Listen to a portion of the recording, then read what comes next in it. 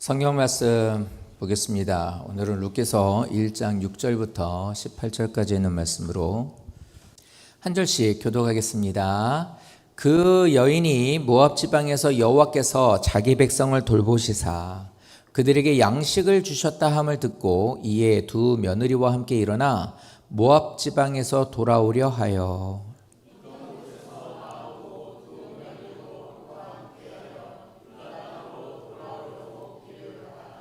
나오미가 두 며느리에게 이르되 너희는 각기 너희 어머니의 집으로 돌아가라. 너희가 죽은 자들과 나를 선대한 것 같이 여호와께서 너희를 선대하시기를 원하며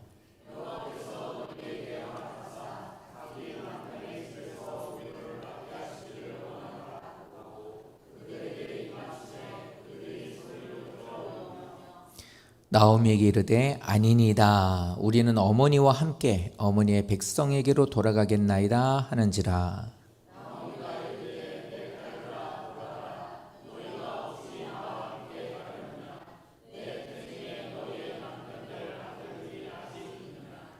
내 딸들아 되돌아가라. 나는 늙었으니 남편을 두지 못할지라.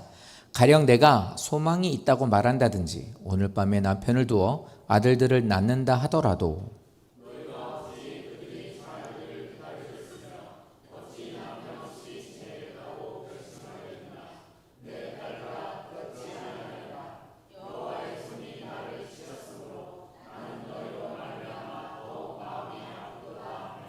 그들이 소리를 높여 다시 울더니 오르바는 그의 시어머니에게 입맞추되 룻은 그를 붙쫓았더라.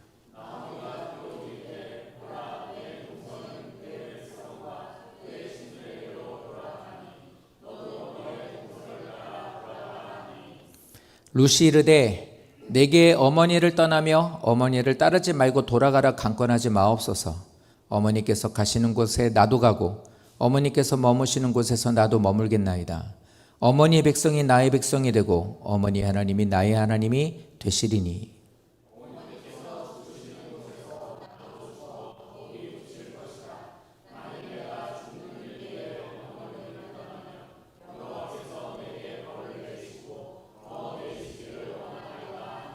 다 같이 나오미가 룻이 자기와 함께 가기로 굳게 결심함을 보고 그에게 말하기를 그치니라. 아멘. 자, 오늘은 룻기서 1장의 두 번째 6절부터 나와 있는 말씀으로 붙쫓는 신앙으로 살아가라 라는 제목으로 함께 말씀을 나누도록 하겠습니다. 자, 말씀을 잘 들어주십시오. 이 세상을 사는 우리들은 어려운 일을 만납니다.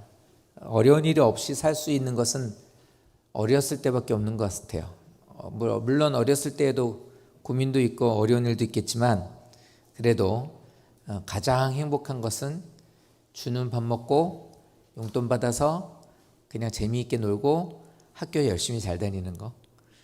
자, 그러나 그렇게 사는 거기에서만 머무를 수 없죠. 모든 사람들은 시간이라는 가운데 살고 있기 때문에 어려운 일을 만나게 됩니다.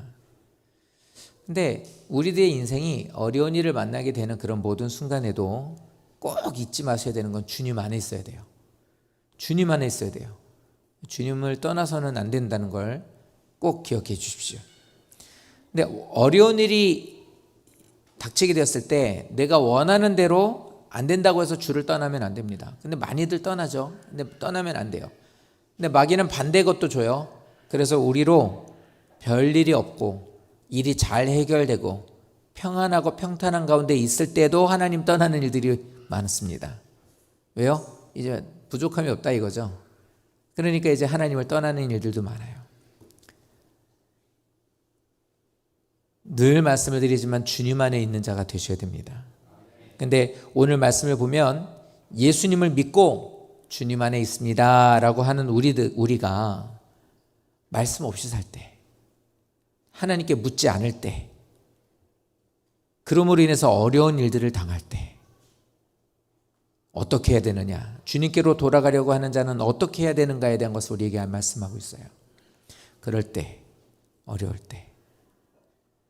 자, 우리 인생을 살면서 이런 일을 만나게 되면 정말 생각도 많고 복잡해지고 여러 가지에 대한 마음이 어려워지게 됩니다. 그런데 그럴 때 우리들이 꼭 기억해야 되는 것은 첫 번째, 우리에게 이럴 때 하나님께서 우리에게 하나님께로 돌아오게 하시기 위해서 우리들에게 하나님께서 보여주시고 이끌어 주시는 것들이 있습니다. 그게 뭐냐면 가장 먼저 하나님께서 우리에게 들려줘요. 하나님 우리에게 들려줘요. 그래서 우리들의 삶 속에 있어서 들어야 될 것들에 대한 것을 하나님께서 들려주신다는 겁니다. 오늘 여기 있는 말씀에도 보니까 양식을 주셨다 하는 소식을 듣게 돼요. 이게 듣게 됐다라는 것은 들려지게 된 거고 하나님께서 그로 듣게 하신 거죠. 성경에서는 많은 곳에 귀 있는 자는 들으라 말씀하시고 주시는 말씀을 쉐마, 들어라, 새겨라, 너에게 하시는 말씀이야 라고 하나님께서 우리에게 계속해서 주신다는 거예요. 그러니까 이게 들려질 수 있는 자가 되셔야 된다는 겁니다. 이 들린다는 건 귀로 들리는 거 아니에요. 들리시나요? 오른쪽에서 했을 때 오른손 들고 왼쪽에서 들면 왼손 들고 청력 감사하는 것처럼 들리는 걸 말하는 게 아니에요.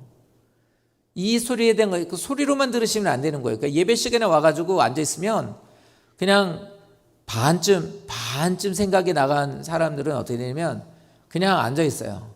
어차피 누구한테 제가 성도님한테 말을 거는 것도 아니고 뭘 시키는 것도 아니니까 그냥 가만히 앉아가지고 그냥 눈만 앞에만 보고만 있으면 되는 거니까. 그러니까 이러고 있다가 어떻게 되면 이제 가만히 있다가 이제 눈이 처지게 졸리죠. 이렇게 되는 경우도 있고 아니면 딴짓하는 경우도 있고. 그런데 뭐예요? 듣는 건 다 듣는 거죠. 근데 여기서 말씀하시는 듣고라는 것은 그 들음이 아니에요.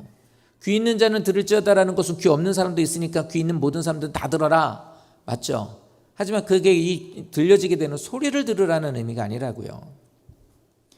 이 모든 것은 성경에서 이렇게 말하죠. 오늘 여기 있는 말씀도 롯게서도 보면 그 얘기예요. 가지 마라, 돌아오라, 일어나라, 나아오라. 하나님께서는 수시로 많은 것에 대해서 우리들에게 말씀하세요. 그 내용들을 종합하면 그런 것들이잖아요. 나오라, 내 말 들어라, 내 사랑을 받아달라, 나와 함께하자. 수없이 많이 하나님이 우리에게 말씀하고 있다는 거예요. 그런데 이 모든 것은 주님께로 나오게 하기 위해서 들려주시는 거예요. 그러니까 예배 시간에 오셔가지고 예배 시간에 앉아서 듣는 이 말은 그냥 앞에 사는 사리가 말하는 소리를 들으시는 게 아니라 내게 주시는 말씀으로 받으셔야 되는 거예요. 그게 쉐마예요. 들으라, 너에게 하시는 이 음성을 들으라, 이렇게 말하고 있는 겁니다. 그러면 들릴 때 우리는 어떻게 되느냐? 들리게 되면 들렸을 때 일어나야 돼요. 일어난다라는 것은 마음에 왔다는 소리거든요. 내 마음에 먼저 그 마음이 와요. 그러니까 말씀을 들으면 어떻게 되면 내게 먼저 마음에 쿵 하고 와요. 이게 무슨 향기 같은 말씀으로 나에게 아니 부드러운 이게 여름날에 찌는 더위 같은 이게 시원한 바람같이 스며들기도 하고 어쩔 때는 충격같이 꽝 오기도 하고 어쩔 때라면 짙은 글씨로 나에게 써주시는 것처럼도 오고 지워지지 않는 막 이렇게 하나님께서 우리들에게 딱 들려주시는 것에 대한 것에 마음이 오게 될 때 일어나게 되는 거예요. 말씀을 들으면 어떻게 하라고요? 일어나셔야 된다는 겁니다. 그러니까 마음이 움직이고 하나님의 의도를 알았다면 거기 있으면 죽어, 거기 있으면 큰일 나, 이 말이 들었을 때 진짜? 라고 거기서 그 말이 귀로만 들리면 뭐라는 거야가 되지만 이게 내 마음에 들어오게 되면 어떻게 됩니까? 그때부터는 움직이기 시작하잖아요. 이게 마음에 들어오게 되면 이 사람은 움직이게 됩니다. 어디로 움직여야 될까요? 주님께로 돌아가야 되겠다는 마음이 들게 되죠. 그때 일어나는 거예요. 그러니까 이 자신의 상황에 틀렸다라는 것이 이제는 감지가 될 때 일단 하나님 들려주시는 것을 듣고 내 삶에 지금 문제가 있구나라는 것을 마음에 알게 되었을 때 일단 눈을 들어서 이 사람은 일어나게 된다라는 겁니다. 그러니까 일어나라, 일어났다라고 하는 말까지 들렸다라는 것은 그거예요. 나에게 있어 소망이 없다라는 것, 나한테는 지금 문제가 있다는 것, 이것 갖고는 부족하다고 느껴질 때 비로소 그때 소리가 들려지게 되고 들려지는 것을 귀담아 듣게 되어 이게 들어온단 말이에요. 이 들어오게 되는데 마음이 움직이게 되면 거기서 우리는 행동을 움직이게 된다 소리예요. 아까 애들 얘기했죠. 애들은 어떻게 돼요? 안 들어요. 그냥 밤 늦게까지 게임하고 와가지고 뭐 아니면 놀다가 와가지고 청년들도 뭐 하다 뭐 공부라든 놀든 뭘 하든 늦게까지 와가지고 앉아가지고 어떻게 합니까? 그냥 와가지고 그냥 눈만 뻐끔뻐끔 뜨고 있는 거예요. 왜 그렇게 할까요? 얘네는 부족한 게 없으니까 그래요. 얘네한테 있어서 내 힘으로는 안 될 거야. 너희들 이 말씀이 들리면, 말씀이 들리죠. 다 들려요. 근데 들리면 일어나야 돼. 근데 일어날 의미가 필요가 없거든. 엄마가 알아서 해주니까. 뭐 부족한 게 뭐 있어요. 그러니까 일어날 생각을 안 하는 거예요. 그러니까 일어난다는 저 말은 뭐냐면 나의 삶 속에 있어서 이 머무르고 있는 지금 현재 자리에서 소망이 없다고 느껴질 때 일어나는 거예요. 소망이. 여전히 말씀 없이 그냥 사는 인생의 길을 걷고 있든 어떻게든 해보려고 세상 것을 붙잡으려고 하고 있든 이러고 있을 때는 어떻게 되면 더 빠져들어가게 되거든요. 그러니까 뭔가에 대해서 헛똑똑이라는 말이 있어요. 뭔가를 머리 써가지고 한다고 했는데 그게 오히려 안 좋아지는 거예요. 그러니까 하나님 없이 자기 힘으로 뭔가를 하려고 그러면 계속 이렇게 떨어질 수밖에 없어요. 근데 그걸 또다시 인간적인 방법으로 뭔가를 헤쳐나가려고 하게 되면은 이거는 더 빠져들어가거든요. 우리 많이 제일 경험 많이 하는 게 뭐냐면 자녀에게 최선을 다해서 잘 키우려고 노력을 하지만 하나님의 말씀을 주시는 대로 키우고 훈계하고 말씀에 대한 이끄심에 대한 것이 없이 이쁘게만 멋있게만 잘 키우려고 하다 보면 그러면 그럴수록 시간이 그렇게 가면 갈수록 오히려 더 자식들은 멀어져요. 하나님과는 관계없는 자식으로 만들어버려요. 어떻게 돼요? 들어야 된단 말이에요. 성도님들, 잠언이나 전도서 같은 말씀을 통해 우리들에게 하시는 말씀은 뭐냐면 내가 인생을 살아봤을 때 이렇게 했더니 문제가 되더라. 너희들도 이렇게 가지 말아요. 그렇게 가면 너희들 반드시 이런 일들이 너에게 있게 될 거다. 그냥 들었으면 거기에서 우리는 피해가야 되는데 자꾸만 그냥 가요. 인생을 살면서 그렇게 실수했던 것들을 그대로 우리는 절차를 똑같이 밟으려고 그래요. 지혜가 없으면 그래요. 그 말씀이 들려질 때 잠언서에서 말씀하고 있는 것처럼 미련하면, 어리석으면, 귀가 살찌면 말씀 안 들려요. 그러면 어떻게 됩니까? 계속 헛짓만 하고 있는 거죠. 헛된 짓만.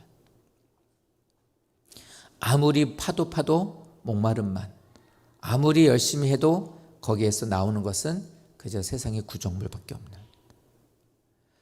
지금 우리가 지난 시간에도 봤지만 나오미하고 엘리멜렉이라는 사람과 이 가정이 웬만큼의 재산을 가지고 뭔가 좀 더 잘 살아보려고 하다 보니까 이렇게 엉망됐던 거잖아요.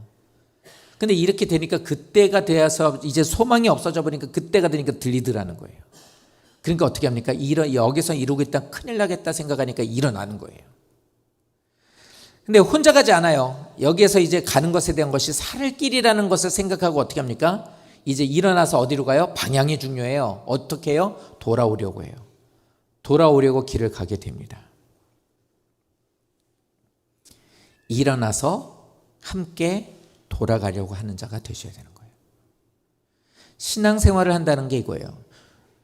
성도님들, 교회를 다니고 있다는 것은요, 내게 있어서 내게 모든 것들을 보장해 주는 것이 아니라는 걸 말하고 있는 거예요. 평생 교회만 다니면서 듣는 것에 대한 것이 귀가 닫혀 있는 상태로 교회 와서 듣고 있는 사람도 많고, 앉아 있으면서 세상에 대한 것은 열심히 일어나고 방향을 그리로 가지만 구원을 받고 하나님께로 나아가는 것에는 일어나거나 방향을 돌이키지 않는 교회를 다니는 사람들도 수두룩하거든요. 그런데 이런 것에서 지금 말씀하고 있는 것이 그겁니다. 교회를 나오는 동기는 다 달라요. 여기 오신 성도들은 어떻게 해서 교회를 다니게 되었습니까? 어떻게 하나님 믿게 되었습니까? 라는 동기는 다 다를 겁니다. 대체적으로 다 다르죠. 그런데 다 각자가 다르지만 주님께로 돌아왔다고 주의 길을 걷고 있다고 하는 성도들 중에는요, 이탈하는 사람들이 있어요. 그런데 이탈하게 되는 사람들이 많아요. 저희 교회도 지금 저희 교회에 있는 1번부터 시작해요. 제가 1번이겠죠. 1번부터 쭉 해가지고 저희 교회 성도들 해가지고 출석 같은 말도 지금 거의 100번 정도가 가까이 오니까 그래도 많죠. 그런데 거기에서 이제 교회를 3개월 이상 안 나오시게 되면 재적이에요. 재적. 근데 재적이 되신 분들이 지금 한 20명 정도 넘어요. 그러니까 이들 중에는 교회로 옮기신 분이 있어요. 그러니까 예를 들어 어디 이민을 가거나 다른 지역 가서 거기서 신앙생활을 잘하고 있는 분들은 여기선 제적이지만 그분들은 어디서든 신앙생활을 했으니까 그건 당연히 괜찮죠. 근데 문제가 뭐냐면 아예 하나님을 떠나버리는 사람들인데, 그런 사람들, 그러니까 소식이 하나님은 이제 교회 안 다니고 뭐 그러고 있습니다라고 하는 사람들이 얼마나 되나 봤더니 그런 사람들이 저희 교회도 절반이 돼요. 그러니까 그 절반이 뭐냐? 이런 사람들이 뭐냐면 도중 이탈이에요. 이제 미끄러진 거죠. 실족하게 된 겁니다. 그런데 교회를 다니는 우리들이 현재 교회에 와서 앉아 있어도 마찬가지예요. 이미 마음은 이탈이 돼서 하나님을 떠나 세상으로 가 있고 몸뚱아리만 와져가지고 그냥 하나님 앞에 와서 예배드리는 그런 것도 이탈이에요.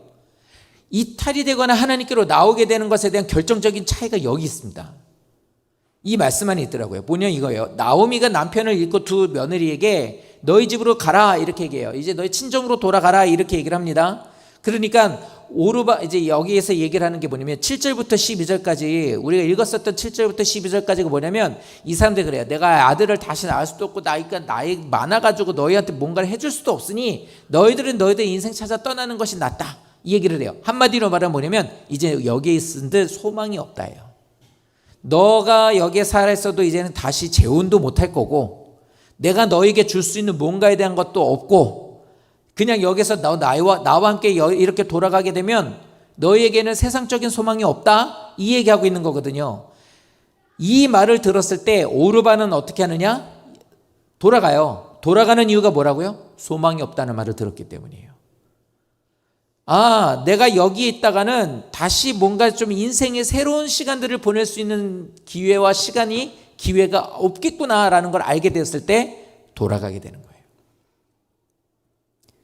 시작은 함께 했고 언제부턴가 나는 하나님을 믿게 되었지만 그게 모태신앙이든 도중에 믿었든 누구의 손에 이끌렸든 자발적으로 왔든 상관없이 다 시작을 하여서 주의 길을 걷고 주님께로 가게 되지만 세상으로 돌아가는 사람들의 대체적인 이유가 뭐냐면 하나님을 하나님으로서 만나지 못했기 때문이에요.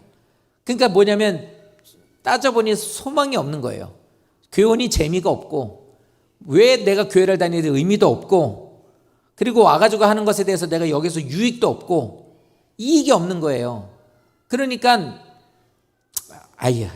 이 말은 그래요. 교회 왔더니 뭐 말씀이 안 들려서 뭐 왔더니 뭐가 좀 불편해서 누가 뭐 어째서 뭐 여러 가지 이유를 얘기하는데 그거 다 핑계예요. 뭐냐면 내 하고 싶은 대로 살고 싶다는 소리예요. 왜요? 그게 훨씬 더 이익이 있다는 거예요. 그것이 다시 말하면 하나님이 하나님으로서 이 사람들을 모르기 때문에 하나님이 하나님 되심을 모르기 때문에 가는 거예요. 이유는 그거더라고요. 그러니까 교회를 다니면서 인간적인 나의 어떤 유익과 어떤 이런 것들에 대한 것을 생각을 해봤을 때 가만히 따져보고 봤더니 없다? 그럼 이제는 가는 거예요. 오르바도 그래서 이제 가요. 13절 말씀에 이 나오미가 이렇게 고백해요. 나는 이제는 소망이 없으니까 너희들 가라. 너희들은 젊으니까 뭐든 할 수 있으니까 가라. 이렇게 얘기를 해요. 그런데 이렇게 얘기합니다. 여호와의 손이 나를 치셨으므로 나는 너희로 말미암아 더욱 마음이 아프다. 이렇게 얘기를 합니다. 그러니까 여기에서 말하는 게 이거예요. 하나님의 백성은요. 성도님들 오르바 같은 사람은 소망이 없기 때문에 세상으로 갔다고 말했죠. 그 며느리가 이렇게 들었는데 소망이 없다 소리예요. 시어머니한테 붙어있은들 내게 유익이 없다. 그래서 간다는 거거든요. 그런데 이 지금 말하는 거 보니까 그래요. 나오미가 하는 말이 이거예요. 여호와의 손이 나를 치셨다. 그래서 나는 이제는 너에게 줄 수 있는 거 없다. 이렇게 얘기를 하는 겁니다. 그런데 하나님 백성에게는 저 말이 꼭 들어가야 돼요. 하나님과 연결 있고 하나님 되시는 사람이라면 저 고백이 반드시 있어야 돼요. 뭐냐면 여호와의 손이 반드시 나에게 있다는 거예요. 하나님 안에 있는 사람은 세상적인 이익이 있을지 없을지 그거에 대한 거는 아무 상관이 없어요. 중요한 게 뭐냐면 주 안에 있고 하나님이 하나님 되심에 대한 걸 정확하게 알고 있는 사람은 뭐가 있냐면 여호와의 손이 반드시 개입된다는 거예요. 그러니까 여기에서 여호와의 손이 내게 있으면 믿음 안에 주의 길을 걷고 있는 사람에게 여호와의 손은 보호하심이에요. 언제나 하나님 보호하심이에요. 복이라는 말 자체가 하나님의 보호하심이에요. 받쳐주심, 하나님께서 새어나가지 않도록 모든 것들을 막아주심, 그게 보호하심이에요. 그게 여호와의 손이에요. 근데 또 하나가 있어요. 하나님 안에 있지 않는 사람한테는 여호와의 손이 뭐냐? 심판하심이에요. 하나님의 손이 그들을 치셨다는 것은 심판이에요. 자, 그런데 하나의 손이 또 있는데요. 하나님 안에 있는데도 불구하고 내가 하나님 앞에 내 마음대로 내 하고 싶은 대로 했을 때 찾아오는 거예요. 그게 바로 저 말이에요. 주님의 길을 따라가고 있는 성도들에게는 하나님의 보호하심의 손이, 여호와의 손이 나를 보호하시게 되지만 하나님과 관계가 없는 사람들에게 있어서는 그 손은 나중에 심판하심의 손이 될 수밖에 없다는 겁니다. 근데 지금 본문에서 말하고 있는 저 손은 여호와 하나님의 손이 나를 치셨다라고 하는 말은, 저 말은 하나님이 징계하셨다는 거예요. 나에게 징벌을 주셨다라는 말이 맞죠. 근데 그것만 보시면 안 돼요. 내게 있어서 갖고 있는 재산을 다 잃어버렸네요. 나에게 있어서 소망으로 삼고 있었던 남편이나 자식들이 다 하나님께서 그들을 걷어가 버렸네요. 그러니까 이것에 대한 것은 뭐냐면 우리는 그것만 생각해요. 그래서 하나님을 믿는 데 있어 벌 받지 않으려고 나는 하나님 교회 옵니다. 내가 예배를 빠지면 혹시라도 하나님께서 나에게 징계를 내리실까 두렵습니다. 이것만 생각하는데 그거 아니라고요. 저 말은 나오미가 말하고 있는 여호와의 손이 나를 치셨다라고 하는 저 말은 징계하심에 대한 것을 말하는 것도 물론 맞겠지만 그것만을 말하는 게 아니라 뭘 말하냐면 하나님의 주권적인 간섭을 말하는 거예요. 간섭하고 계시다는 거예요. 때로는 내 자녀이지만 너 아프겠지만 내가 너에게 있어서 가만히 너 인정해. 너도 이제는 컸으니까, 너도 이제는 세상 살아갈 수 있으니까. 근데 너 하는 걸 가만히 보니 네가 나를 떠나고 나 없이도 살 수 있을 거라는 착각을 갖고 있는 것 같으니 이대로 뒀다면 너 죽을 것 같으니 안 되겠다 라고 하면 하나님께서 하나님의 주권적으로 개입하시는 거예요. 그 손이 저기서 말하는 여호와의 손이 나를 치셨다는 표현입니다. 그러니까 저 말은 심판하심에 대한 말이 아니라 뭐냐면 나를 돌이키게 하는 손이라는 거예요. 하나님은 우리들에게 이것까지도 주시는 거예요. 저게 없다면 뭐냐면 이거예요. 딱 하나 던져놓고 기다렸다가 하는 거 보고 끝, 탈락 이러면 심판이에요. 근데 끝까지 어떻게 해요? 잘하는 거 보면 합격 이렇게. 근데 인생을 누가 합격해요? 누가 합격해요? 하나님 앞에 영광을 돌리는 것에 대해서 빛과 소금에 대해서 오늘 아침에 설교를 했는데 빛과 소금 역할을 감당하라고 하는데 내가 빛이 되고 소금이 될 수 있느냐? 안 되더라고요. 우리는 그럴 수가 없단 말이에요. 하나님 앞에 영광 돌리는 게 우리로서는 불가능해요.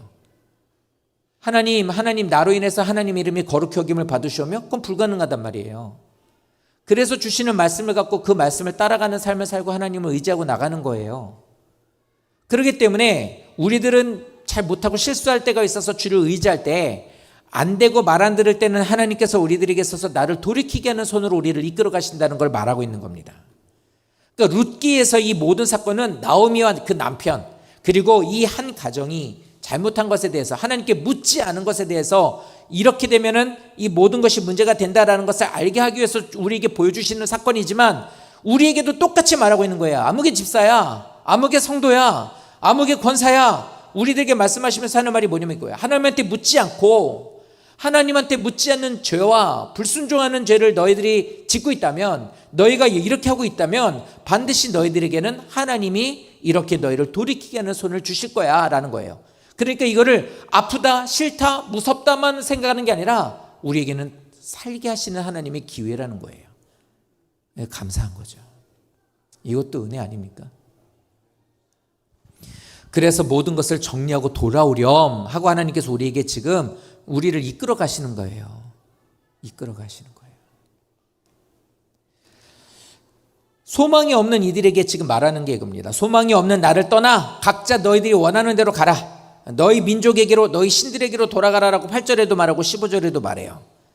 그래서 오르반은 어떻게 한다고요? 자기의 길로 가는 거예요. 자기의 길로 돌아갑니다. 이게 무슨 말이냐면 너희 민족에게로 돌아가라라는 것과 너희 신들에게로 돌아가라는 것은 너 원하는 대로 가라는 거예요.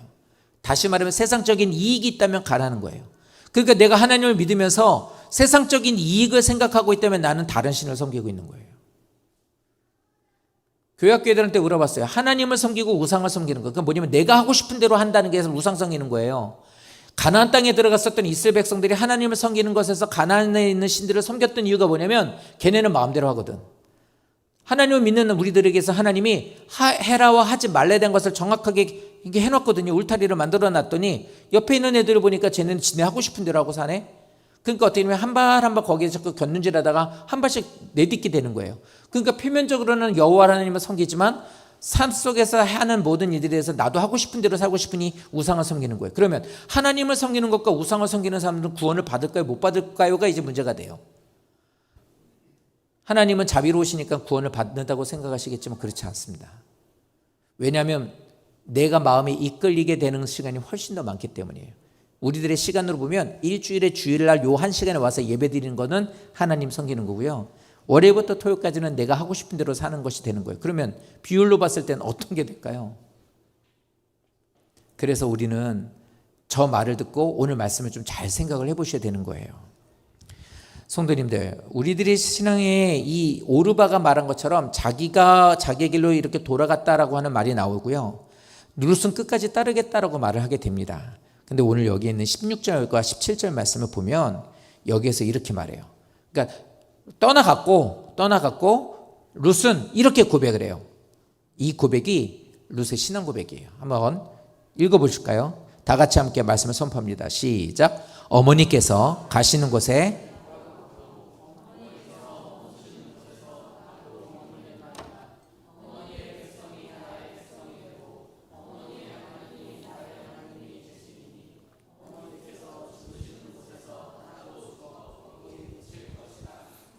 아멘. 어머니와 하나님을 섬기겠다. 이 말 이상하다. 어머니가 섬기는 하나님을 저도 섬기겠습니다라고 고백하고 있는 거잖아요. 저건 신앙 고백이에요. 근데 이거 룻이 저렇게 결정하게 된 것은요, 생존을 위한 결정이 아니었어요. 살기 위해서 어머니라도 좀 붙잡고 있어야 내가 어떻게든 살 수 있을 것 같아요 라고 하는 그 신앙이 아니에요. 그 결정이 아니에요. 그러니까 생존을 위해서 여기에서 결정한 것이 아니라 저 고백이 뭐냐면 하나님, 여호와 하나님을 자신의 하나님으로 고백하고 있는 신앙이에요. 신앙 고백이에요. 어머니 저 좀 그러지 마세요. 저 갈 데도 없어요. 저희 어머니 없어요. 저 고향도 다 떠났고 이제는 고향 가다 아무도 없어요. 저는 살 수 있는 길이 없어요. 이 말이 아니라 여호와 하나님만을 나의 하나님으로 저는 섬기겠습니다라고 하는 고백이에요. 그런데 우리가 지금 보시는 것처럼 16절이죠. 룻기서 1장을 시작한 지 얼마 되지 않아요. 앞에는 15절이에요. 근데 이제 고난을 당하고 룻이 등장하게 되는 거 해봤자 지금 몇 절 되지도 않는데 그 몇 절밖에 나오지 않는 그 상황 가운데서 룻이 하나님을 만났다, 하나님 불렀다 이런 말이 하나도 안 나와요. 근데 어떻게 룻이 저런 신앙 고백을 할 수 있었냐예요. 물론 시간적으로 봤을 때는 저기에서 결혼하고 나서 이제 이 나오미가 그 집으로 그쪽으로 모압으로 간 지 10여 년의 시간이 지났지만 룻은 거기에서 이제 그 시간 동안에 같이 산 시간은 있어요. 근데 성경을 보니까 룻이 어디에 뭔 일이 있었는지 아무것도 기록이 돼 있지 않아요. 그럼 도대체 룻이라는 사람은 어떻게 뭐 때문에 저렇게 신앙 고백을 할 수 있었냐는 거예요. 우리말로 좀 바꿔볼까요? 나는 이때까지 기도하면서 방언을 못 받았어요. 나는 기도하면서 하나님이 나에게 나타난 적도 없고요. 빛 한 줄기를 본 적도 없어요. 영적으로 뭔가 경험한 적이 없다고요. 그런데도 불구하고 나는 하나님을 향해 신앙 고백을 하고 있다. 그럼 그게 도대체 뭔지를 알아야 될 거 아니에요. 룻이 그게 궁금해요. 볼게요. 룻이 저렇게 신앙의 고백을 할 수 있었던 첫 번째 이유가 뭐였냐면 나오미 안에 있는 하나님을 봤기 때문이에요. 나오미를 통해서 하나님을 본 거예요. 이 말은 나오미가 신앙생활을 잘했다, 구역 예배도 빠지지 않고 헌금 생활도 잘하고 예배를 드리고 기도할 때마다 하나님께서 응답해 주시고 이걸 봤다라는 말이 아니에요. 나오미는 저 상태가 지금 뭐냐면 절망이에요. 절망 가운데 있는 나오미였지만 저 사람이 하나님을 향한 언어가 항상 하나님 안에 있는 거예요. 어려운 일 당할 때 어때요? 하나님이 나를 치셨네. 어때요? 하나님이 나를 돌아보셨네. 모든 것들이 하나님께서 나를 이렇게 해서 하나님이 이렇게 나를, 모든 게 하나님하고 연결되어 있는 거예요. 그러니까 나오미 입장에서 봤을 때, 하나님을 믿지 않는 나오미 입장에서 봤을 때 우리 시어머니는 뭐만 하면 자꾸 하나님 얘기만 하는 거예요. 뭐만 있으면 자꾸만, 고난 속에서도 나오미는 하나님을 향해 기도를 하네. 기도를 하면서도 어려운 가운데서도 그 사람은 하나님이 이렇게 하셨다고 고백을 하고 있네. 그걸 본 거예요. 이 말이 뭐냐면 신앙은요, 말보다 삶으로서 증거가 되는 거예요. 성도님들이 남편이 내가 뭐라고 말한들 그냥 콧방귀만 낀다. 하나님 믿자, 교회 가자, 구원 받아야 되지 않느냐, 아무리 얘기해도 우리 남편은 그런 말 듣지도 않는다. 상관없다 소리예요. 뭐 자식에게 뭘 어떻게 해라 마라 이렇게 하면 애들 잔소리 듣고 그럼 그만하라 뭐 이러겠죠. 저 말씀의 첫 번째 저 말을 보면 뭐냐면 나의 삶 속에 그냥 내 모든 생활이 하나님 안에 있는 삶을 살아가면 된다는 거예요. 그러면 그것이 그 가족들에게도 뭐가 돼요? 그게 신앙에 대한 것으로 고백이 된다는 거예요. 근데 교회 와가지고는 천사와 같이 말하고 막 얘기하지만 돌아가서는 맨날 자식들한테 그냥 막 저주나 퍼붓고 욕이나 하고 악담이나 하고 막 이러고 너는 교회에 뭐하러 가냐 그냥 공부나 해라 이러면서 맨날 이렇게 세상 것만 얘기하고 교회에서는 믿음 좋은 사람이고 하나님을 잘 믿는 사람이고 예배 시간에는 저보다 거룩한 모습으로 앉아있지만 그냥 늘 오면은 눈 감고 그냥 이렇게 그냥 뭐 이러고 계시면서 그냥 세상에 뭐 이러고 그냥 돌아가서는 그냥 거기에서는 그냥 노래방 가면은 그냥 교회에서는 찬양도 하는데 노래방 가면 그냥 마이크 놓지도 않고 어디를 가면은 그냥 교회에서 뭐 행사한다 그러면 코빼기도 안 하면 가면은 맨 앞장 서가지고 거기서 그냥 막 이끌어가고 등산 가면 맨날 깃발 들고 다니고 뭐 마치 막 나른다면 그러니까 교회에서 있는 모습과 세상에 있는 모습이 이게 달라져 버리게 되면 누가 이거를 믿겠냐는 거예요. 근데 룻의 입장에서 봤더니 나오미는 고난 속에서도 하나님을 향한 기도가 있고 자신이 갖고 있는 그 신앙에 대한 문제점을 가지고 하나님 앞에 그걸 맡기고 있고 그 소리를 듣고 돌이키고 마음을 움직이고 있는 그 모습들을 보고 있었던 거예요. 두 번째, 자신에게 있어서 하나님이 진정한 하나님이신 것을 알았기 때문이에요. 너희 신에게로 돌아가고 있는 이 모압 신은 그모스예요. 이 사람들이 섬기고 있었던 신의 이름은 그모스라고요. 그모스 신, 모압 신의 대표적인 이름이 그모스인데 그모스 신은 두 가지를 얘기해요. 풍요를 얘기해요. 그러니까 몽땅 우상들은 다 갖고 있는 주특기가 뭐냐면 풍요와 부요예요. 너 나 믿으면 부유하게 해줄게요.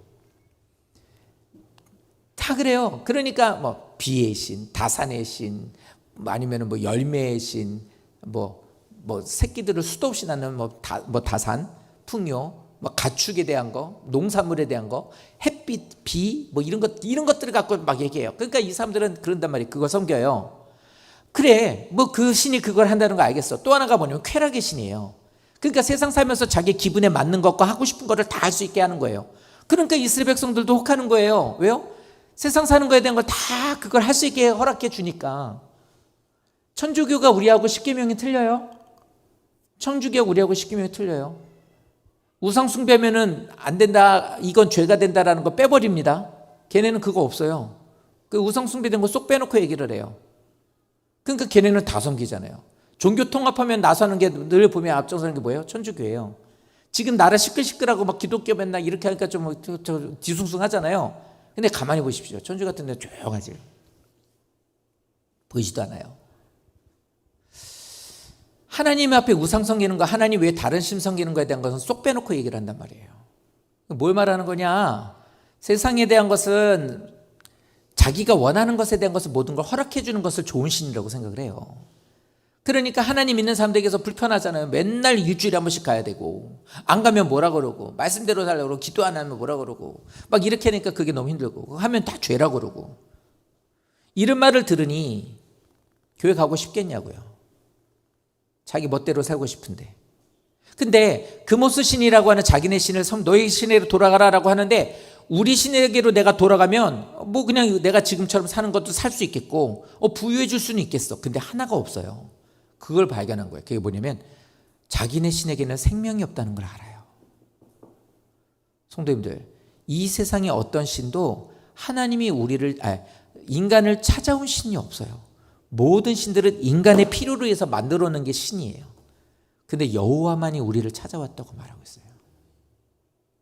그걸 본 거예요. 그러니까 뭐예요? 생명을 주는 신이라는 걸 알았기 때문에. 그러니까 하나님이 진짜라는 걸 알고 깨달았기 때문에 그 어머니를 떠나지 않은 거예요. 세 번째 뭐냐면 어머니를 통해서 보여주게 되는 그 말씀의 섭리가 자기 안에 있다는 것도 발견하게 된 거예요. 그러니까 이거는 부르셨다라고 하기보다도 저 들어가고 싶어요가 되는 거예요. 룻은 남편이 죽었고 시어머니는 고난을 당하고 있는 상황이에요. 모든 것들이 이제는 다 무너져 버린 상황이었어요.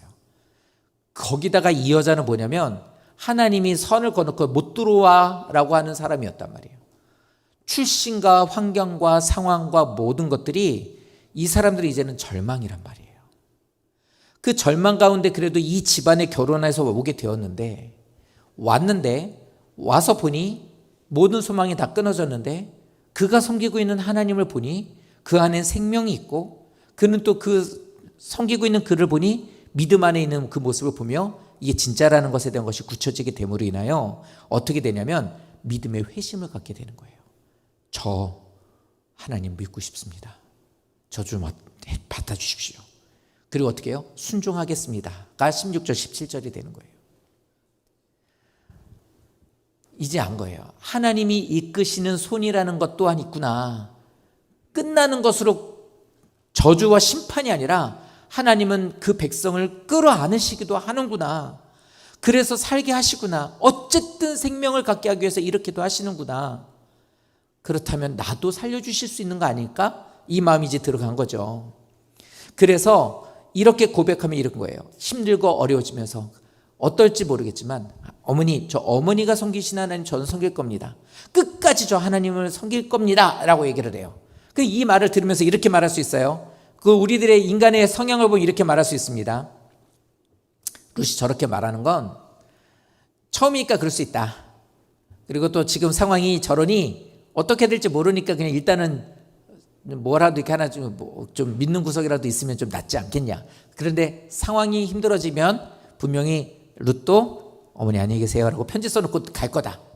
그러니까 지금 현재 상황은 말은 그렇게 할 수 있다. 말은 저렇게 하고 할 수 있지만 더 진짜 상황이 힘들어지고 어려워지게 되면 모르는 일 아니냐 이렇게 생각할 수 있죠. 근데 그렇지 않더라고요. 그렇지 않고 저게 진짜라는 게 14절에 나와요. 이렇게 말하죠. 시어머니에게 입맞추되 룻은 그를 붙쫓았다라고 말하죠. 이 붙쫓았다라는 말이 바로 그 말이에요. 성도님들, 이 붙쫓았다라는 어원이 뭐냐면 이 원래 말은 달라붙었다라는 뜻이에요. 바닥에 껌이 달라붙었다. 뭐 하는데 뭐 이렇게 불로 붙었다. 뭐 이렇게 철석하고 엿이 붙었다라고 하는 그런 붙었다라는 그런 의미를 말하는 것이 아니라 저 말은 뭐냐면 꼭 붙어 있다는 뜻이에요. 꼭 붙어 있다. 그러니까 이겁니다. 전쟁을 할 때 정말 충성을 다하고 있는 부하들이 있는데 전쟁을 했는데 밀려요. 그러니까 이제는 이 대장이 뭐라고 하냐면, 선장이 뭐라고 그러냐면, 야, 이렇게 있다가 다 죽겠으니 너희들은 빨리 피신해라, 빨리 탈출해라, 이렇게 얘기를 해요.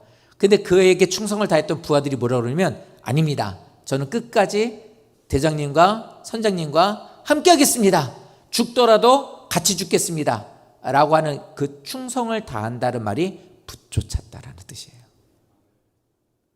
다시 말하면 저기에 있는 저 말, 생명을 걸고 내가 이것을 선택하겠습니다 예요. 이것을 선택하겠습니다. 그런데 현실적으로 내가 불이익을 당하게 된다 할지라도 상관없습니다. 저는 이것을 생명으로 여기기 때문에 꼭 붙잡겠습니다라는 단어가 붙쫓았다는 뜻이에요. 왜 이렇게 선택해요? 생명이니까.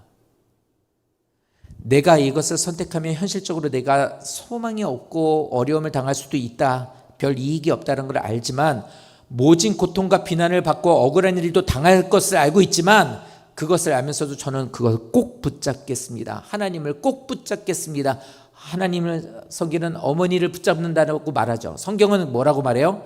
성경은 그렇게 써 있어요. 성경대로 읽으면 뭐냐면 나오미가 어머니를 붙쫓았다고. 그런데 영적으로 보면 저 말은 뭐가 돼요? 룻은 하나님을 붙쫓았다가 되는 거예요. 그런데 우리 어때요? 우리는 주일 예배 하나 드리는 것도 내 이익과 불이익에 대한 것과 내 상황에 대한 것들을 너무나 이거를 자꾸 저울질해요. 왜 이게 안 될까요? 저도 우리 교회 성도들을 쭉 보면서 제 개인적인 성향을 딱 봤을 때 전 그래요. 내가 만약에 목사가 안 됐다면, 그리고 믿음도 없고 내 성향대로 했다면 난 누구랑 비슷할까라고 했더니 어떤 한 분이 딱 떠오르더라고요. 아, 내가 만약에 정말 믿음 없이 교회만 다녔다면 내 성향상 나는 저분하고 똑같을 거야, 이 생각이 들어요. 내가 그 얘기를 했어요. 아내한테도 얘기했더니 인정. 똑같더라고요. 정말 그럴 것 같아요. 저 원래 저 그래요. 우리 아버지도 그러셨어요. 별로 이렇게 교회에서 별로 이렇게 막 이게 막 민 집사님, 김종인 집사님 같이 막 이런 분이 아니었거든요. 그래서 저도 알죠. 그런데요, 우리들의 성향이 어떠든 상관이 없다 소리예요. 우리들의 성향이 뭐가 됐든 참여를 잘하든 뭐 아니면 이끌어가든 따라를 잘 가든 그런 거에 관심을 안 보이든 다 상관없이 뭐냐면 이게 생명이라고 한다면 붙여야 된다는 거예요. 그러니까 뭐냐면 예수를 생명으로 알지 않기 때문에 주일이면 예배를 드리는 게 늘 고민이 되는 거예요. 예배 시간에 앉아 있는 게 고욕이 되는 거예요. 언제 끝나? 왜 이렇게 길어? 그러니까 성도님들의 마음을 제가 들여다볼 수는 없어요. 그러니까 제가 어떻게 말할 수는 없죠. 그러니까 제가 늘 후회되는 게 뭐냐면, 야, 저 사람은 문제가 있다. 였는데 시간이 지나고 보니까 오히려 이렇게 얘기하겠다. 야, 이분 문제가 있어. 저분에게 비교하니 이 사람 문제가 있어. 였는데 시간이 가보니 이분이 문제가 보이는 그 부분이 이분은 또 잘하고 있어요. 그럴 땐 후회가 돼요. 내가 잘못 오해하고 판단했다. 그래서 이분이 인정하죠? 또 다시 원래로 돌아와요. 그래. 그래서 늘 하는 말 있죠. 사람은 사랑해야 될 대상이지 믿을 대상이 아니라는 거예요. 의지할 대상이 아니에요. 그러니까 성도님은 있는 그대로의 모습을 보는 게 제일 중요한 것 같죠. 근데 루스의 이 모습을 기억해 주십시오. 근데 이 말씀은 그거예요. 요한복음 15장에서 예수님 뭐라고 그래요? 나는 포도나무다. 너희는 누구예요? 너희는 가지잖아. 그래서 그 가지에게 예수님 뭐라고 말하죠? 붙어 있으라고 그래요. 떨어지면 죽으니까. 살기 위해서 붙어 있으래요. 그게 붙여찾다예요. 생명으로 여기는 하나님을 놓지 않는 것. 무슨 일이 있어도 주일 예배를 드리면서 신앙의 고백을 이 예배를 통해서 저는 하겠습니다라고 하는 것. 그래서 예배라는 것이 와서 출석도장을 찍고 가는 것이 아니라 여기에서 말씀이 들려져야 되고 들려지는 그 말씀이 내게 주시는 말씀으로 내 마음에 들어와야 되고 이 자리에서 들려지는 말씀으로 인해 일어날 수 있는 능력과 용기가 있는 것. 그래서 그것을 돌이켜 주님께로 가는 것. 이게 붙잡는 자의 특징이에요. 그러니까 신앙생활은 이렇게 하셔야 돼요. 근데 반대 얘기해 볼까요? 오르바는 그의 시어머니에게 입맞추다라고 그랬죠. 그럼 오르바라는 이름의 뜻이 뭐냐? 오르바라는 이름의 뜻은 뭐냐면 뒤돌아선 자예요. 이름 뜻이 목덜미예요. 목덜미. 뭐예요? 세상에 끌려서 목덜미에 잡혀가는 가요. 그냥 끌려가는 거예요. 뭐예요? 세상의 인도함을 따라 그냥 갈 수밖에 없는 거예요. 그러니까 성도님들 우리들 그래요. 하나님 앞에 나오고 그래요. 하나님 어쩔 수 없어서 갔습니다. 갈 수밖에 없는 상황이었습니다. 저는 안 가려고 그랬는데 이런 모든 상황에 가려고 했습니다. 저는 성경학교 가려고 그랬는데 엄마가 놀러 가자고 그래서 갈 수밖에 없었어요. 이런단 말이에요. 그러니까 나는 이렇게 하나님을 잘 믿고 싶었는데 친구들이 자꾸 놀러 자고 그래서 그랬어요. 이렇게 계속 얘기한다고요. 그러려고 그랬는데 자꾸만 저 사람이 예배 드는데 방해가 돼서 예배 집중하지 못했어요. 나는 신앙생활 잘하고 싶었는데 저 사람이 자꾸 눈에 거슬려가지고 마음이 불쾌하니까 자꾸 은혜가 안 돼요. 계속 이런단 말이에요. 이게 목덜미예요. 결국에 뭐예요? 이게 내 어떤 기준으로 봤을 때 옳고 그름에 따라서 여기는 어떻게 해요? 시어머니에게 입맞추고 갔다라는 건 안녕히 계세요. 안녕히 계세요. 이익이 안 되니까 소망이 없으니 나에게 도움이 안 되니 안녕히 계세요가 된 거예요. 생명이 아니니까. 하나님이 하나님 되심을 모르니까 이렇게 된다는 겁니다. 나오미가 처음에 남편이 죽고 나서 돌아갈 수 있었어요. 근데 돌아가지 않은 이유는 아직 아들들이 있으니까, 소망이 있으니까. 또 하나 이유가 뭐냐면 돌아가면 창피하니까요. 저렇게 얘기했잖아요. 이 나오미 부부가 가정이 돈이 없는 가정이 아니었다고. 돈이 있었거든요.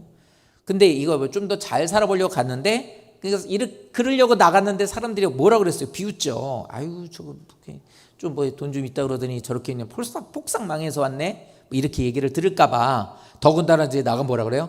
아이고, 저렇게 남편 잡아먹고 왔네 저거. 이런 말 들을까 못 가겠는 거예요. 근데 이제 어떻게 해요? 아들들마저 다 죽어버리니 이제는 소망이 없어져 버렸네. 근데 어떻게 해요? 이제는 먹고 사는 일마저도 이제는 아무것도 될 수 없는데 거기에서 이제 양식 있다는 말이 들으니 돌아갈 수밖에 없는 거예요. 그런데 이런 상황에서 룻이 나오미를 선택하는 순간 이 룻이라고 하는 여인은 이제 인생의 모든 새로운 소망은 싹 다 사라져 버린 거예요. 끝난 거예요. 이제는 어머니 따라서 이제 베들레헴으로 가는 거잖아요. 가겠다는 거고. 그러면 나오미는 그 말 들을까봐 사람들이 눈초리 때문에 안 갔는데, 룻이 만약에 베들레헴으로 가면 이제 어떻게 되겠어요? 뭐야, 저 혹 달고 왔네? 근데 모함 여자야. 저렇게 믿음 생활을 저따구로 하니까 저렇게 복도 못 받고, 아이고, 저 며느리 저 하나 잘못 들어서 집안 저 다 말아먹었네 저거. 아까 표현을 하면 그 시아버지 잡아먹고 아들도 잡아먹고 저거 지 남편도 잡아먹고. 아이고, 이 사람들이 가면은 이런 얘기 할 거야 안 할까요? 할 거야 안 할까요? 하겠죠. 할 수밖에 없어요. 왜요? 사사기서 21장 말씀이 이 사람들의 기본적인 마인드고 신앙이에요. 자기 소견에 옳은 대로 말하는 거예요. 교회는 자기 소견에 옳은 대로 말하는 곳이 아니에요. 믿음 안에 있는 사람이라면 사실은 그 사람들은 위로를 받아야 될 사람들이에요. 근데 자기 소견에 옳은 대로 하고 있는 이 사사기 말씀에 바로 앞에 있는 말이잖아요. 이 시대를 살고 있었던 사람들에게 뭐예요? 하나님의 말씀이 없고 말씀을 듣지 않고 자기 소견에 옳은 대로만 살고 말하고 있는 이 사람들이 사람들을 위로합니까? 안 해요. 정죄하는 것만 하는 거예요. 이런 소리를 들을 텐데 룻은 베들레헴으로 오는 길을 선택을 합니다. 룻은 몰랐을까요? 이런 얘기를? 알았을 거예요. 분명히 돌아가면 이런 얘기할 걸 안단 말이에요. 대학 떨어지면 교회 가면 쟤는 뭐 교회를 그렇게 열심히 나오고 뭐 맨날 뭐 어쩌고 뭐 하나님 앞에 뭐 지혜를 달라고 하더니 대학 떨어졌네? 이런 말 들을 걸 알면서도 교회는 가야 되는 거예요.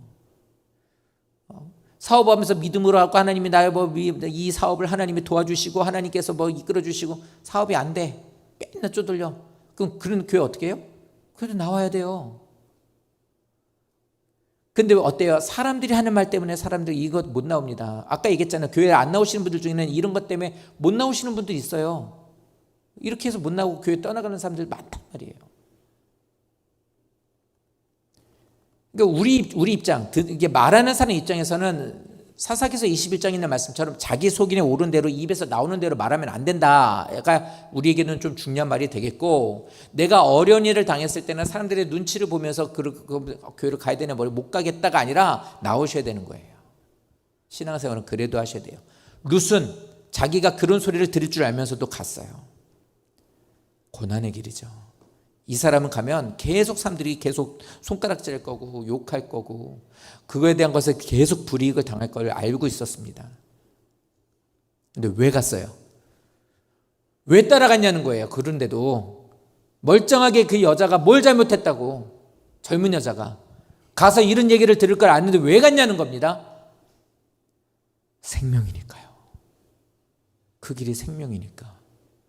하나님을 섬기는 것이 생명이니까. 조금 감동받아가지고 좀 따라가면 뭔가 좀 환영해주고 그런 분위기를 기대한 게 아니라 내가 가서 사람들이 나를 욕한다 해도 나는 하나님을 놓지 못하겠습니다 였던 거예요. 나를 붙들어 주신 것을 어머님을 통해서 보니까 치실 때도 있지만 붙들어 주시는 하나님인 것을 내가 봤고 그 말씀 들었고 내가 그것을 알았고 그래서 나는 그 생명을 놓을 수가 없어서 나는 붙잡았습니다. 꼭 붙잡았습니다. 그 생명을 전 놓지 않을 겁니다. 이게 붙잡았다는 의미예요. 이게 뭐하고 얘기가 똑같아요? 이게 십자가예요. 십자가. 이게 십자가의 고난이에요. 명절이 되면 친척들도 인척들도 만날 거예요. 그럼 사람들이 이제는 그 사람들은 지금만 보는 사람들이니까 그럼 얘기합니다. 만약에 성도님들이 그렇게 모이셨을 때 갔는데 성도님들이 지금 상황이 좋아요. 그럼 지금 성도님들이 이제 이전보다 좀 더 좋아지고 자리도 높아지고 뭐 이랬다면 그냥 지나갈 거예요. 그 사람들 어이구 잘 됐네. 뭐 요즘 살만한가 봐. 이래요. 뭐 좋게 뭐 이렇게 막 얘기해서 축하해주지도 않아요. 그냥 이렇게 하면 뭐 좀 얘기해도 잘 됐다. 그러고 그냥 이제 화제가 돌아가요. 그런데 희한하게 안 좋아지고 문제가 되면 거기서 할 소리를 다 합니다. 내가 뭐 예를 들어 좀 낮아졌어. 좀 비었어. 내가 좀 어려워졌어. 쪼그러들었어. 힘들어져 보여. 이러면 어떻게 합니까? 뭐하러 이렇게 맨날 예수 믿는다는 사람이 왜 그렇게 어려워져? 아니 교회 혼자 다니냐? 여기 사람들 다 우리 식구들도 교회 다녀. 그렇게 그냥 뭐 그렇게 말씀대로 살아야 된다 그렇게 그냥 그렇게 막 철저하게 그래야 돼? 집안 행사 했을 때 오지도 않고 조상도 못 알아보는 그런 게 무슨, 그러니까 그렇게 못하는 거지. 그렇게 안 되지. 뭐 하느님 믿는 사람이 그렇게, 그래. 더구나 개척교회를 다니고 있으면 어떻게 합니까? 뭐 저런 교회를 다녀서 저렇게 힘들게 하고 있대. 그러니까 왜 그래? 어려우니까 그게 다 연결시켜서 이렇게 얘기하는 경우들도 정말 많아요. 많아요. 그러니까 이런 말 듣는 것 때문에 모임 안 가시고 이렇게 친척들에게나 가족들 안 만나시는 경우도 있겠죠. 그거야 뭐 어쩔 수 없어요. 그런데 십자가의 길을 가고 있는 우리들도 이렇다는 소리입니다. 예수를 믿음으로 인해서 성도님들이 듣지 않아도 되는 말을, 보지 않아도 될 불이익을 우리도 보게 된다는 거예요. 그런데 어때요? 생명이니까 가야 된다 소리예요. 예수 믿는 것 때문에 이런 것들이 고생이죠. 예수 믿는 것만 해도 힘들고 눈물날 때가 얼마나 많은데요. 저 아침에도 얘기했지만 우리 교회 앞에 나가 보십시오. 뭐 같으냐면 저기 그 바닷가 가면 양식장이 그렇게 자기네 양식장 이렇게 뭐 이렇게 쳐놓은 거 있잖아요. 그거 쳐놓은 것 같아. 여기 주변에 진짜 사람들 추잡스러워요. 다 지네 땅으로 이거 쳐놓은 거 다 보셨을 거예요. 이게 뭐 하는 짓이냐고요, 이게. 애를 같이 땅 따먹게 하는 것도 그거 누가 뭐 하냐고요. 근데 그 중에는 예수 믿는 사람도 있대요. 예수 믿는 저 사람에 대한 게 이해가 안 가요. 예수를 믿는 사람이 성경대로 살고 있고, 성도님들도 다 기억하셔야 돼요. 성도님들의 예수를 믿는 사람이라시라면, 성도님들이 예수를 믿는 사람이라면 어떤 것에 대해서 좀 감정적으로 문제가 있는 사람이거나 아니면 좀 그런 것에 좀 이런 것들이 좀 있다면 뭐냐면 성경대로 하셔야 돼요. 뭐냐면 이래요. 룻기서에도 나오지만 하나님이 이스라엘 백성들한테 말씀을 통해서 주신 법 중에 하나가 뭐냐면, 있는 사람은 없거나 가난한 사람들에게 타작을 하는 사람 같은 경우는 타작에 대한 것들을 10분의 1을 거기다가 놔주고 와요. 그래서 가난한 사람들이 그거를 주워가지고 먹을 수 있게 해줘요. 어부일들도 마찬가지. 어부들도 물고기를 잡죠. 물고기를 잡을 때 잡힌 잔챙이들은요 털어줘요. 싹 다 걷어보지 않고 털어준다고요. 그럼 어떻게 해요? 애들이 와서 그거 주워가요. 오병이어에 나오는 그 물고기가 바로 그 생선이었던 거예요. 애들이 먹을 만한 생선.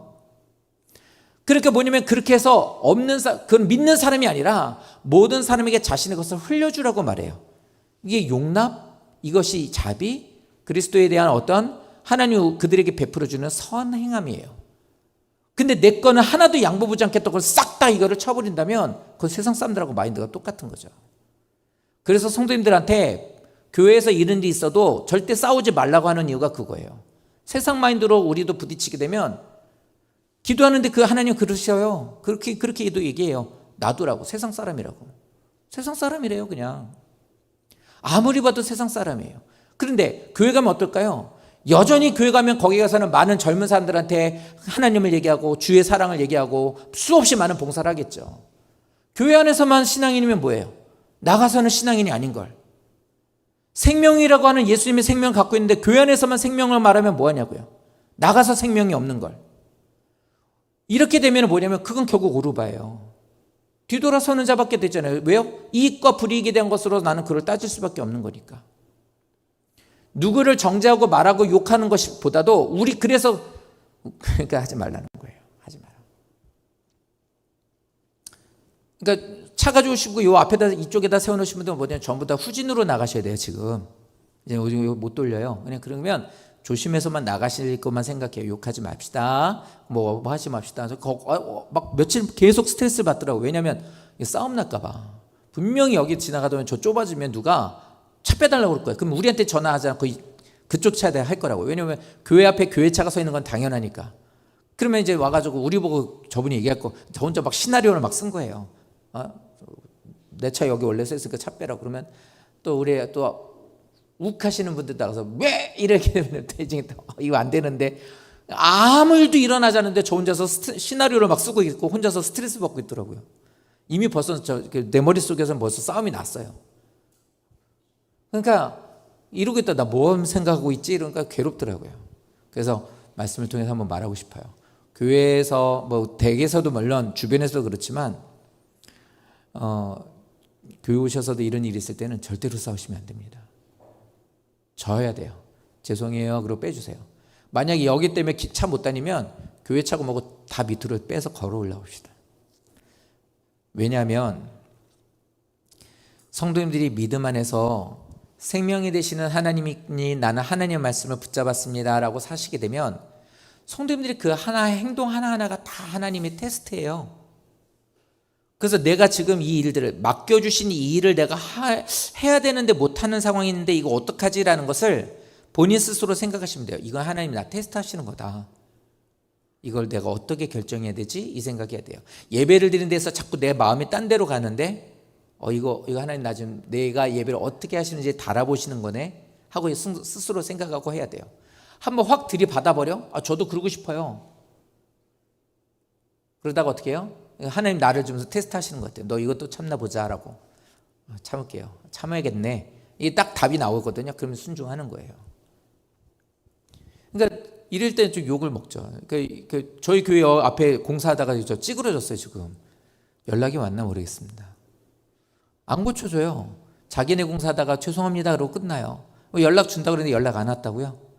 그래서 놔두는 거죠. 그러면 어떻게 하면 자기네는 손해보기 싫은데 우리 거 손해 저렇게 해놓고 뭐 말도 없어. 일주일이 지났는데. 그러니까 이제 무슨 생각? 그래 세상 사람이니까 똑같은 세상 사람들 마인드 갖고 있는 사람이니까 뭐 할 수 없지요. 찌그러져서 안 고쳐줘요? 몇 번 얘기하겠죠. 얘기하세요. 뭐 연락 오면 하세요. 그런데 연락 안 와서 찌그러졌다? 전 그냥 찌그러진 대로 살 거예요. 그냥 안 써. 이제 막 뭐라고 해요 저보고. 할 얘기 좀 해라. 하죠. 고쳐주세요 이러고. 안 고쳐주면 말고. 저는 그거 하나님 다 갚을 거라고 생각해요. 신앙생활은 그렇게 해야 돼요. 내가 이익을 보기에 싸워서도 안 되고 불이익이 된다고 해서 그것에 대한 것을 손을 떼어서도 안 돼요.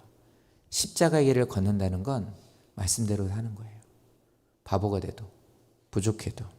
그러니까 예수 믿는 게 사실은 어렵고 힘들어요. 주님으로 사는 우리들이에요. 우리는 예수님을 믿고 사는 사람이고요. 그리고 어찌됐든 우리는 반드시 주님께로 돌아가야 될 사람들이에요. 하나님이 살아계신 우리의 구세주가 되시는 것을 반드시 그래서 체험하셔야 되고요. 경험하셔야 되고요. 아셔야 돼요. 그래서 예수님만이 생명의 주님 되신다는 것을 확신하고 알았다면 정말 그걸 조금이라도 알고 있고 확실하고 그래서 예수님을 믿습니다. 그래서 이렇게 예배 나오는 거죠 라고 성도님을 믿으신다면 주님께로 가는 그 길이 고난이고 어려워도 무거운 그 십자가를 짚고 걸어가셔야 되는 거예요. 그래서 우리 청년들이 오늘은 청년 예배 없어요. 그래서 청년들한테 그 얘기했어요. 고3인데도 나와가지고 기도하고 예배를 빠지지 않는다? 그 하나님께서 너에게 그걸 달아보시는 거야. 군대를 갔다 왔는데도 군대라는 시점이 되게 중요해요. 군대를 갔다 왔는데 믿음 생활을 잘하고 있고 거기에서도 믿음 잃지 않고 나와서도 계속 여전히 믿음 안에서 하나님을 바라보고 있지? 하나님 꼭 기억하신다는 거예요. 오늘 이 말씀이 된 걸 반대로 다 바꿔보시면 그래요. 십자가의 길을 걷고 생명으로 여겨지는 하나님을 꼭 붙잡고 있으면 그 하나님은 생명 되신 하나님은 우리에게 그걸 생명으로 갚아주신다 해요. 그게 언약이에요. 그래서 믿음 안에서 자기 취업을 위해서 진학을 위해서 군대 갔다 와서 고3의 수험생으로서 나와서 자기 새벽 기도하고 요즘에 이제 새벽 기도하는 청년들이 생기는 이유가 자기에게 어려운 일이 있으니까요. 그러니까 되게 이쁘죠. 어려운 일이 있는데 그 기도자리로 갖고 나오는 거예요. 자기의 이익과 불이익으로 인해서 오르바처럼 거기서 안녕히 계세요가 아니라 교회는 어쩔 수 없이 나오는 곳으로 생각하고 그냥 와가지고 그냥 말뚝같이 앉아가지고 그냥 시간만 때우다 가는 그런 사람은 아무 의미 없고 그래가지고 믿음 안에서 자꾸 그렇게 하려는 그 청년들에게 그 얘기를 했어요. 너희들에게 어떻게 갚아주실지를 기대하라고. 성도님들, 주님께로 돌아가는 우리가 하나님을 모르고 십자가를 부담스러워하거나 세상의 이익으로 인해서 붙잡지 않고 그냥 놔버리신다면 자신의 신들에게로 돌아가고 세상으로 돌아간 오르바처럼 우리도 하나님을 버리게 되는 거예요. 우리도 하나님을 떠나버리게 되는 거예요. 나는 아니라고 말하지 마세요. 이것은 우리들에게 어떤 삶을 살고 있는지를 정확하게 보여주고 있는 잣대가 될 겁니다. 그래서 주님께로 돌아가는 성도님들이 되셔야 돼요. 하나님을 경험하는 성도가 될 수 있도록 기도 많이 하셔야 되고요. 하나님을 섬기는 것이 힘들지만 하늘의 소망을 가지고 주님이 주시는 능력으로 하루하루를 살며 맡겨주신 사명 감당하고 또 하나님의 자녀들을 잘 키우고 주님의 나라 갈 때까지 주님과 동행하는 성도가 되시는 것이 우리들이어야만 합니다. 이런 역사가 오늘 성도님들의 역사가 되시기를 예수님 이름으로 축원드립니다.